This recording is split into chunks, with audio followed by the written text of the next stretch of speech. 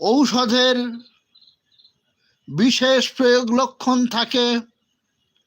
যেমন আজকের আমি আলোচনা করব কলসিন্থ। এই কলসিন্থ অতি ছটপটে যন্ত্রণা, অস্থির যন্ত্রণা,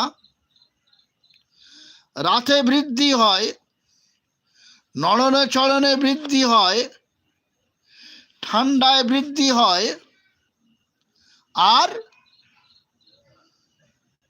খুব জোরে চেপে ধরলে আরাম পায়। এখন এ কথাগুলো যদি না ভালো করে বুঝতে পারেন, যে খুব জোরে চেপে ধরলে আরাম পায়, এটা যদি মনে না রাখতে পারেন, আর এই বৃদ্ধি